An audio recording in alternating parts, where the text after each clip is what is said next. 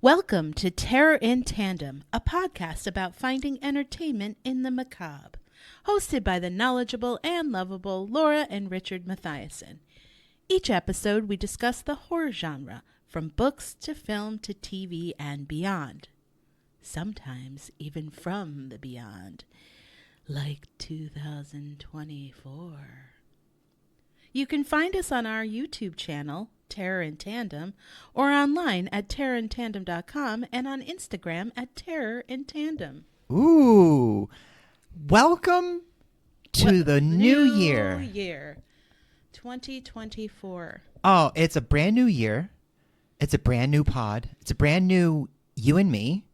No, it's all the same. No, it's just the same stuff. It's the same. We're just going to bringing you more of the same. More of the wonderful. Yeah, exactly. The same amazing, high-quality, golden joy that you have come to expect and violently demand from us. I mean, and it makes really, sense can we tone it down a little bit? It makes sense that our first episode of the year is our January recommendations. Our beloved recommendations, where we demonstrate to you, listener, our impeccable taste. Yeah, and we don't try to recommend things that are going to be good so that we can have a really good hits or misses episode. No, that just happens organically because of the aforementioned impeccable taste. I mean, one of my recommendations is questionable already.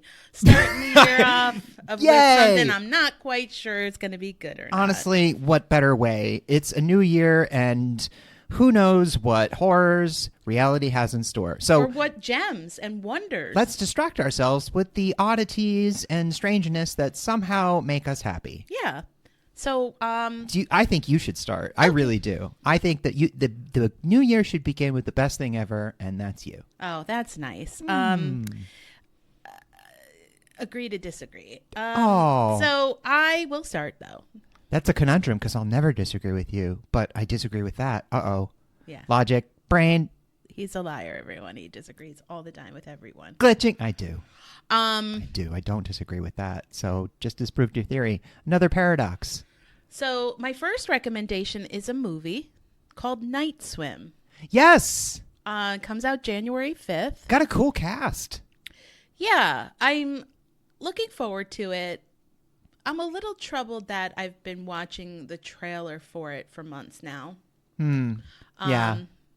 It also did get a pushed up release date, which doesn't typically happen. It was supposed to originally come out at the end of January, but got pushed up. January, unfortunately, I don't know if this is true anymore given the pace and the amount of content, but I feel like in days past, the early months of the year had an unfortunate, maybe unearned reputation of being like a dumping ground. Well, let's hope that that doesn't apply here to the movie Night Swim. So Night Swim. It's got a little interesting etymology. So it's based on the 2014 short film by the same name. James Wan and Jason Blum have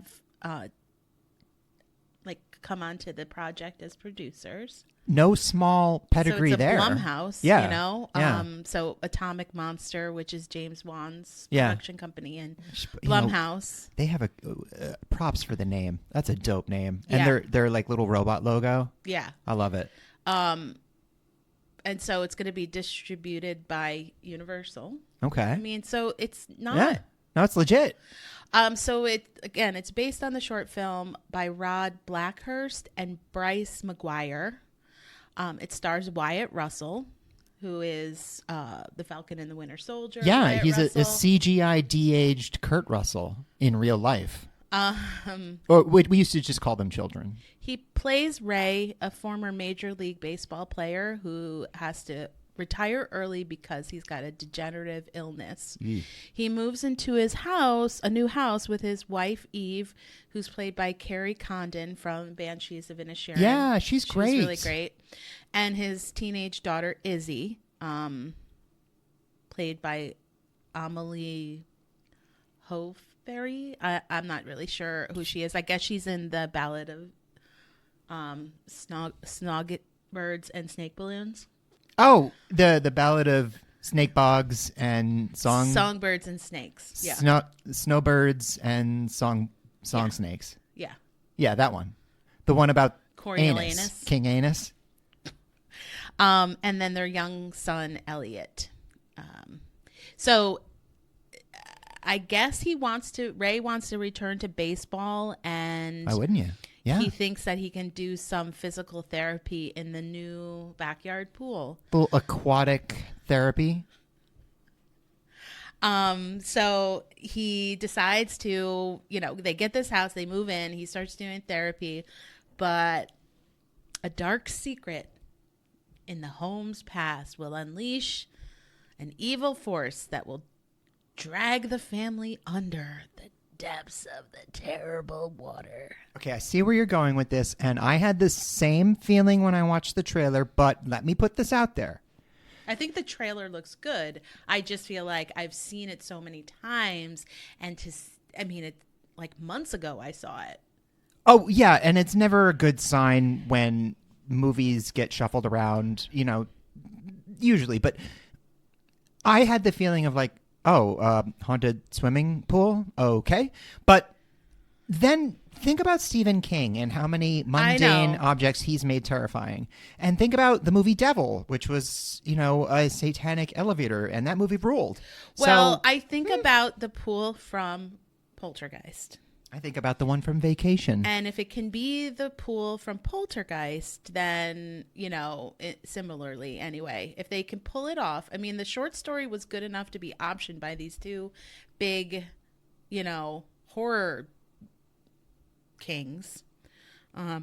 So can we take I don't a moment? know much about the creators. No, the this seems writers, like they're pretty new. Yeah, but hey, everybody has to start somewhere, and this could be a hidden gem. So I am going to keep my mind open. Can we just harken back a second to Poltergeist?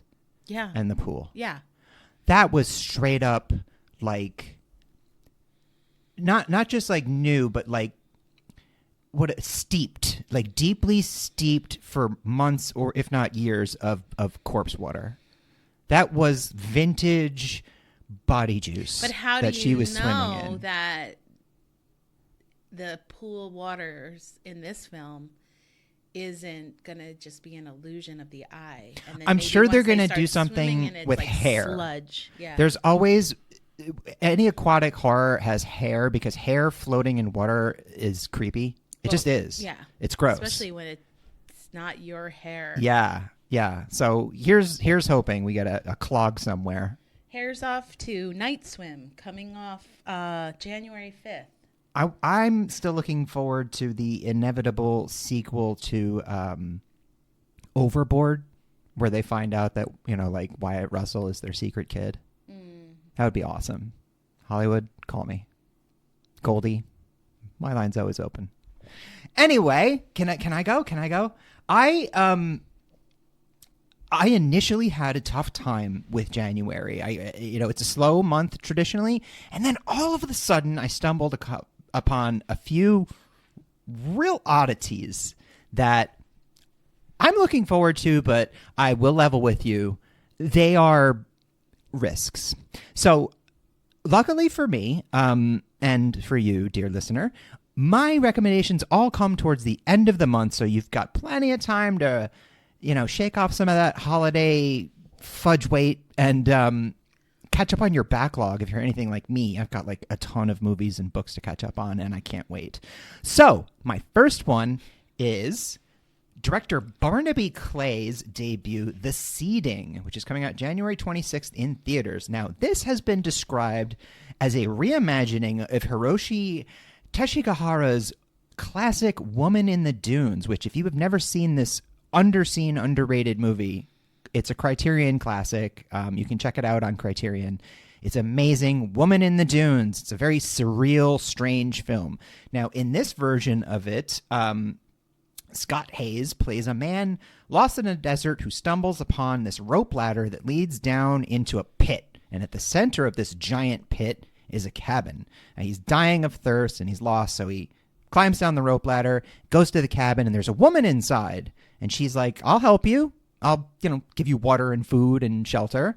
Sorry, I don't have a phone. So he's like, half dead. He passes out, I guess. Wakes up and the rope ladder's gone. He's stuck in the pit. And the cliff walls aren't exactly climbable. And this woman... is she still in the pit or is she She is there. Okay. She's real. She's played by Caitlin Shale. She is not very helpful and kind of weird. Now, he tries to climb up the sides and discovers that there's a pack of weird feral teenagers that are keeping them inside the pit for kind of unknown reasons. Now, in the original Woman in the Dunes, spoiler alert for a movie from like 1961, a Japanese movie, black and white, it's wonderful. This man is trapped in the pit with this mysterious woman, and they're in a sand dune. And they're forced by the villagers to collect sand to sell to industrialists. It's kind of a weird horror fairy tale. So in this version, it looks like a difference with these weird teenagers torturing them. And it said that to inject some folk horror into the mix, which I don't really know what that means. But it's been playing at festivals. It's making its premiere at the end of the month. I watched the trailer. And it definitely low budget, but interesting, high concept. It has kind of a Beyond Thunderdome vibe with these weird feral kids. And listen, I don't know. The comparisons to a movie like Woman in the Dunes certainly have me intrigued, but let's say that's a pretty audacious claim. So I'm just interested to see how that plays out. I am looking forward to it. The Seeding. Oh, wow. Yeah, weird, psychological, surreal horror. That's my jam, yo. Cool. Do you want to take a break or is it too soon? I think it might be a little too soon. Okay. Why don't you recommend something and then we'll take a break? Okay. So my next recommendation is a new TV series on Apple TV called Criminal Record. Oh, that's really awesome. And, I mean, it stars Peter Capaldi. You know, he's always good. Former Doctor Who. And Cush Jumbo, who's been in a lot of, these sort of psychological thriller horror films and TV series. By the way, Apple crushing it with original content. They're like the new home of sci-fi and cool stuff like this. Yeah, so it's a British crime thriller. And the premise is a pair of detectives, one's a veteran, one's a rookie, paired up to investigate a murder. Obviously, Peter Capaldi is the veteran. He's a DCI, Detective Chief Inspector. That's what they call them in the old UK. In old Scotland Yard. And Cush Jumbo is a rookie, and they get tied up into a case. It's an old one that Peter Capaldi's Daniel Haggerty. Sometimes the British Haggerty. Oh, okay. No offense. So intended. Basically it's an old case that kicks up again. He worked it back in the day. The man that he locked up originally now is innocent, or at least those are where the clues are starting to lead. And so the two of them are already at odds because he is convinced that this is correct. This is the correct conviction. But she's like, but that's not where the evidence is telling us to go. And so you have a little bit of conflict there. And I'm a longtime Peter Capaldi fan, and let me tell you, from The Thick of It and Doctor Who, he plays a good grizzled. Yeah, a good like he's probably grumpy, it's probably like his last case before he finally gets to retire, or he's up for that legacy promotion. Yeah, he plays a good old grump like nobody's business. And it just looks good. It's 8 episodes. This could, maybe this is something that could eventually turn into a little bit longer of a term type thing. Maybe they'll have a season 2 with different detectives. I don't know. Does it? I hope he uses his regular Scottish accent, his awesome Scottish accent. I don't know. It's a British crime series, so maybe he'll use his authentically born accent. It's like every once in a while when you see Alan Cumming give an interview and you're reminded of how incredible. Alan's coming. Hello, Alan. But like how incredibly Scottish he is in real life. You're like, oh, right. I keep forgetting that. He's like, oh, I'm Alan Cumming. I mean, I think it looks interesting. I like these sort of dark British criminal procedurals, and I like those 2 actors. So. It's a country where it rains 360 days a year, and they come up with good, gloomy stories. It's not going to be bad. That's how I feel about it. It's coming out January 10th. On Apple. Nice. I love it. Let's, now I could really use that break. Okay. I feel. Let's do it. Let's rejuvenate.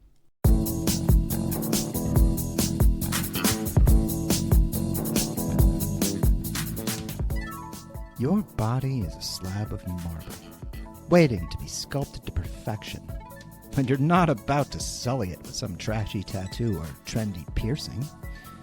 No, your flesh canvas is sacred, deserving of only the finest skin-melting transmogrifiers. So come get your bespoke look at Cronenberg's Cosmetics, a new brand of improvement salves and lotions guaranteed to make you look super gross. From gastric implants that will make you vomit corrosive acid, to weird sensory worms growing out of your nethers, if your fevered mind can dream it up, we can graft it onto you, no questions asked. Extra goo available upon request. At Cronenberg's Cosmetics, our team of twin gynecologists and people who are like way into car crashes will help sculpt the new you, like a Play-Doh fun factory made of your guts. Live the barf-worthy fantasy you never asked for with our patented body melts or appendage swap transporters. All hail the new flesh with Cronenberg's Cosmetics. Stand out from the crowd by making the crowd run from you in abject revulsion. Call now for our Nipples Everywhere special. This is a fake ad for a fake product on a horror-themed podcast. Just aged naturally.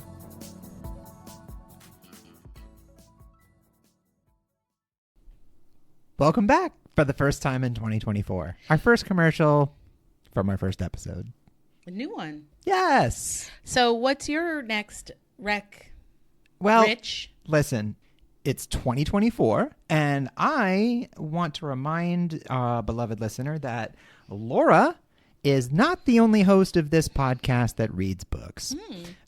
So I mentioned in our end of year episode that last year I read a ton of science fiction, which I had, I've never gone away from it necessarily, but I want to read more horror fiction this year. That's one of my resolutions. So you have a recommendation? I do. Awesome. Let's hear it. It's a goodie from an established writer.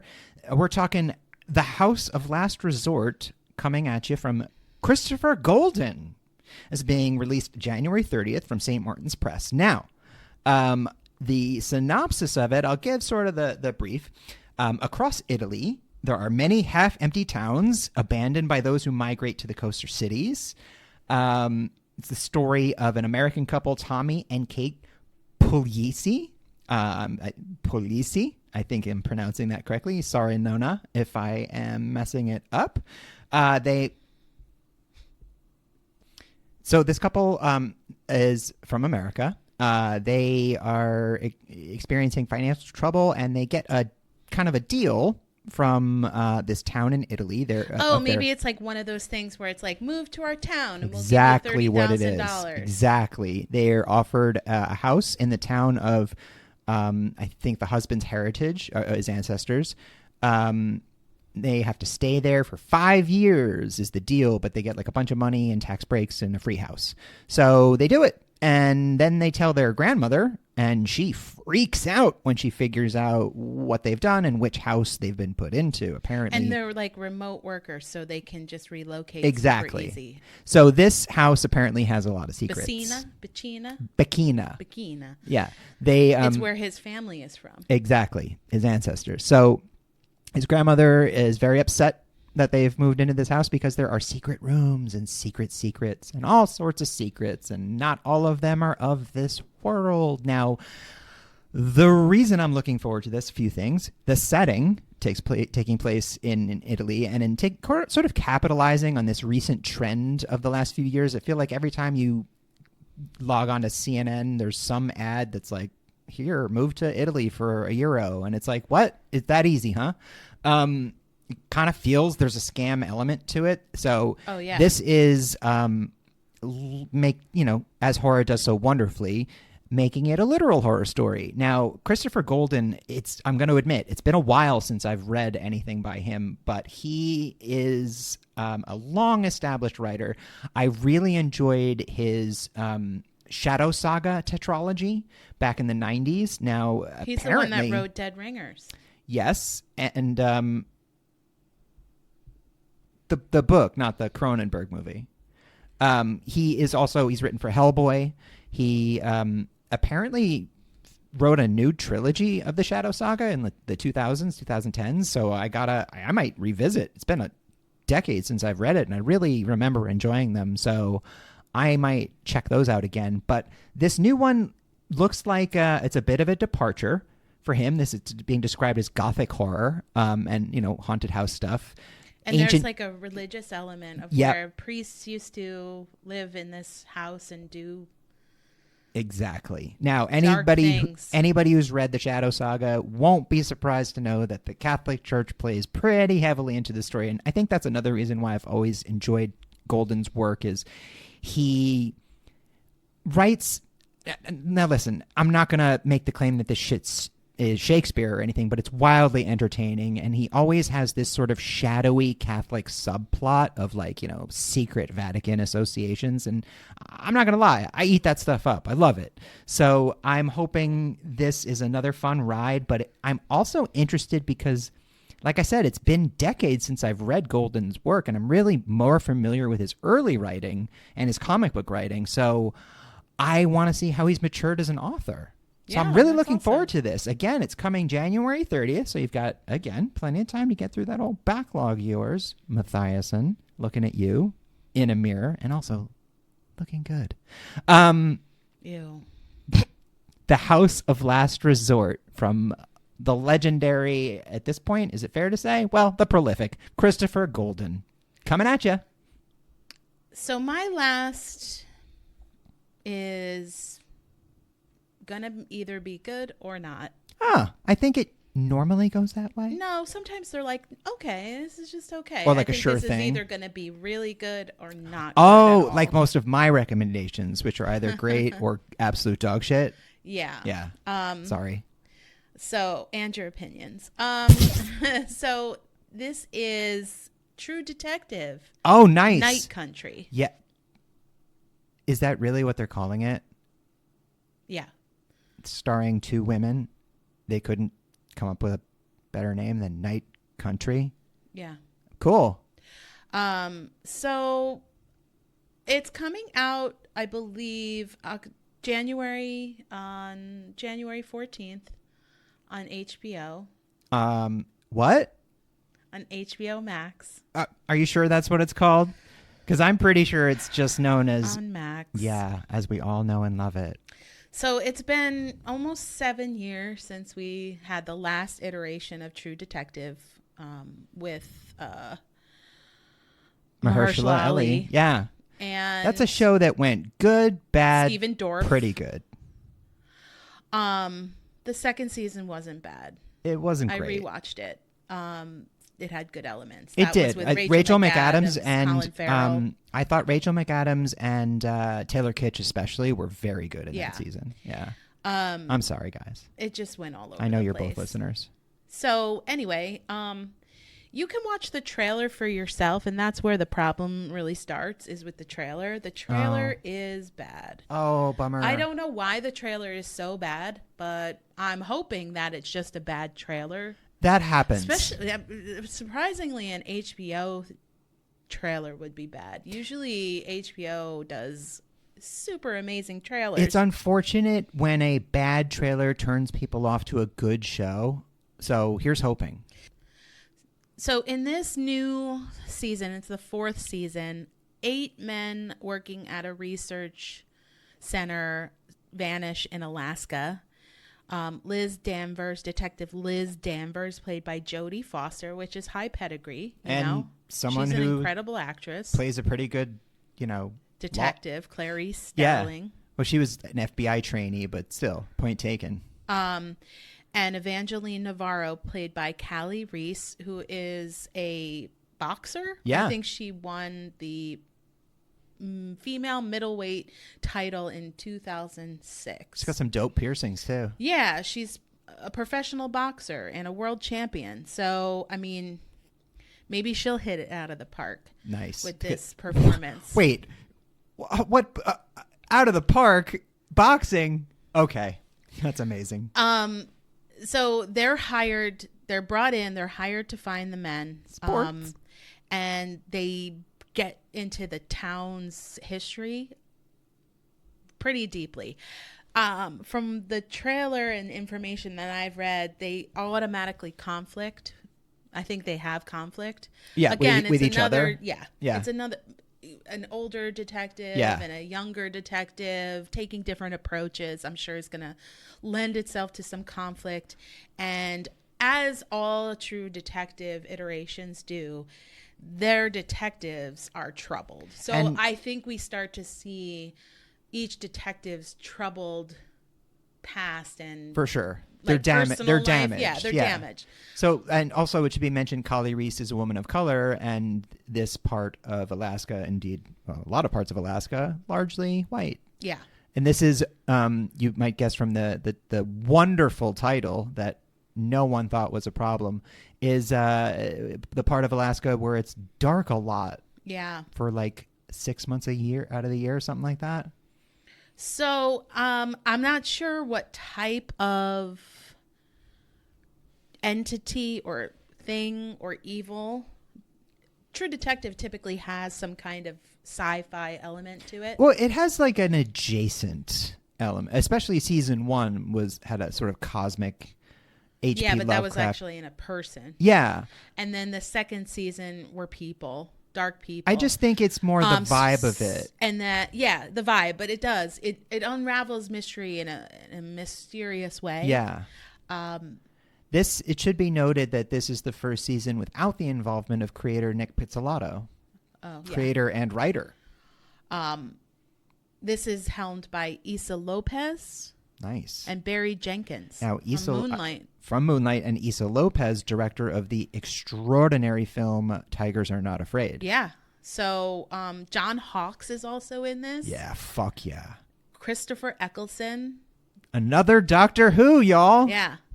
At this point, who isn't? So that's really, honestly, all I really have the information on is from the trailer. The trailer's not that great, sure, but listen to the cast and season 3 was I think a big improvement. And I don't know. I really want to see Jodie Foster in something like this. Yeah, again, I miss Jodie Foster being in weird, dark things. She's also behind the camera a lot of the times these days, so it's cool to see her, stepping in front of the camera again. She's always fantastic. And there's an actor named Finn Bennett in this show. Now, I don't know if he plays the bad guy or not, but he looks like a creep. He's got like that weird... Sorry, Finn. Aryan creep face. Oh, nice. So, yeah. I'm excited to see what happens. Again, you mentioned it's not the first... it's the first season that wasn't written by Nick Pizzolatto, but maybe that's a good thing. Could be. Could be time for some new blood for True Blood. No, that's a different show. And Issa true Lopez detective. worked with Guillermo del Toro, so she she's probably has fantastic. some really Listen, interesting. Side note, I mentioned this I think last year. Tigers Are Not Afraid. Watch it. It's The fantastic. trailers It's so good. are usually made by other people. Yeah. Often not involved in the movie. They're like or farmed show. out to a different production company, and somebody. Sometimes people come in that are really good editors to fix a trailer. Listen, not everybody can afford to hire, say, like a Todd Sandler to edit their trailer for them. ToddISandler.com. Exactly, which is where I would go if I wanted the best of the best, Yeah. not only in editing but in also film direction. Absolutely. You heard he's got an amazing writing partner who is not only talented but attractive. Always comes back to self-promotion. I mean, this is the business that we are sort of in. So check out the show. I wouldn't check out the trailer. If you're not hooked by episode 1, I don't know what to tell you. just jump in. You don't need to know everything. There's plenty of other things to do. I mean, I'm interested to see the dynamics at play. maybe because, spend time with your kids. listen, no offense, Alaska, but there is a longstanding problem in Alaska of violence against women, of violence against indigenous people. Well, it's interesting that there are 8 men missing. There so are I also, wonder if this is going to I think it'll be an exploration of what's it like 2 when female detectives are hired to find them. Yeah. So we'll What's see. it like when 8 men live together in darkness for months at a time? That's rough. True story. Sorry, that's from Real World. You know I can't talk about that. Okay, what's your last episode? Last one. recommendation. We're going back to movies, and we're going back Wait. to. What's your last recommendation? Well, we're going back to movies, and we're going back to the weird. So this next one, boy, it could be great. It really could be, but it also could be a chore. We'll see. So it is Pandemonium, coming from France. Now it is coming to you by director Quarks. No last name, just Quarks, and that is, of course, with 2 X's at the end. As I know I don't need to explain that. You obviously knew. So director Quarks, it's coming January 31st in theaters. Pandemonium. Now this is essentially a French fairy tale allegory of Dante's Inferno. So a man named, played by Hugo Dillon, plays the role of Nathan. He is a cyclist who wakes up on a road to discover that he has recently died. Now he is met by a man played by Arben, and I do apologize, Bajraktaraj. He plays sort of the Virgil role. That's what happened to his bike too. Yeah. Bajraktaraj. As Daniel. So he's the guide. So if anybody who's read Dante's Inferno or is familiar, it's the account supposedly of Dante traveling through the layers of hell and being guided by the soul of the Roman historian and poet Virgil. So in this film, Nathan plays the role of Dante. Daniel plays the role of Virgil. So he discovers he's dead. They come across this really big, ornate, and weird red door that is just in the middle of the, snowy side of the road. And they go through it. And that starts Nathan's odyssey through hell. He meets the tormented souls who inhabit the different planes that he travels through, and he learns their stories, each, more horrifying than the last. It looks like your kind of classic French film. It's got, first off, it looks very vibrant and colorful. It's quite cerebral. I think it's going to be, it's quite allegorical, and it's got that classic French voiceover that's like really philosophical of like, and then I went to the next level of hell and discovered that life was pointless. So like, it sounds really bleak. It could be. Actually, no, I'm pretty sure it is. Sounds now, really like... The imagery is gorgeous because Quarks is sort of a visual artist. So it's very evocative, and it kind of reminded me of like if Ingmar Bergman directed a Dante's Inferno set in Silent Hill. That's the vibe I was getting from this. It could be really interesting. It could be thought-provoking and great, or it could be a gigantic swing and a miss. It's one of those films that I think you really need to watch to make a determination.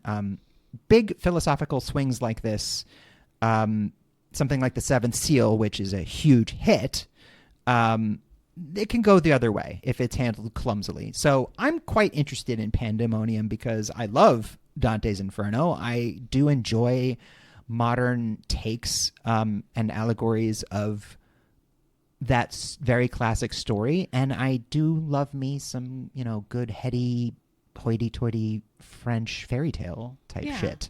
So it released internationally already? Yeah, no, it's been playing. Absolutely. I'm talking about in the Americas. And it's coming.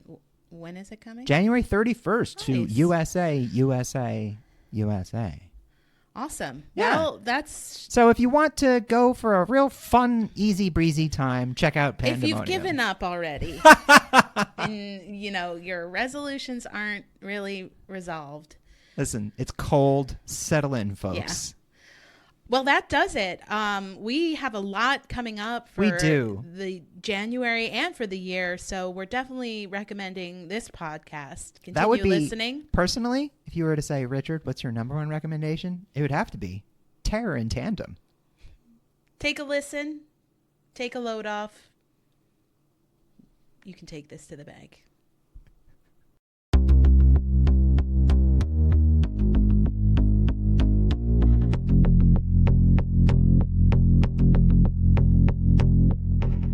Terror in Tandem is written, produced, and recorded by Laura and Richard Mathiasen, and edited and mixed by Richard Mathiasen. Our theme was written and performed by Carrie Denver, and all other music was written and performed by David Hispanic. All opinions expressed on this podcast are our own and should be taken as such. Thanks for listening, and please remember to give us a like, a review, and subscribe wherever you get your podcasts. See you next time.